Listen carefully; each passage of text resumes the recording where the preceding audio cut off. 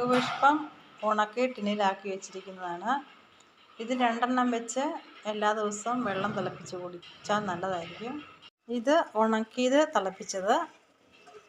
ശംഖുപുഷ്പം ഉണങ്ങിയത് തിളപ്പിച്ച് നമുക്ക് കാണാം.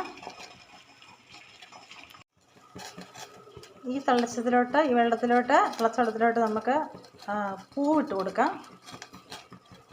ഉണങ്ങാത്ത പച്ചപ്പൂവ് ഇട്ട് കൊടുക്കാം. ശംഖുപുഷ്പം അതും ഉണങ്ങിയതും തമ്മിലുള്ള വ്യത്യാസം നമുക്ക് കാണാം. ഒരു വ്യത്യാസവും ഇല്ല. ഉണങ്ങിയാലും കളറെല്ലാം ഒരേപോലെ തന്നെ. ഫ്രഷായ പൂ പറിച്ച് തിളപ്പിച്ചാലും കളറിനൊരു വ്യത്യാസമില്ല, ഒരേപോലെ തന്നെ.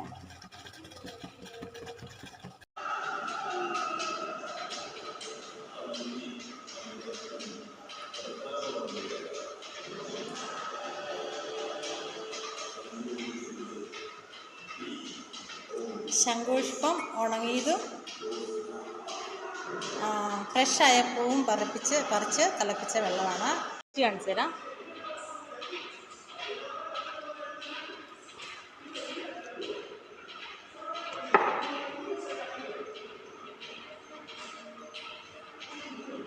ചൂടില്ല.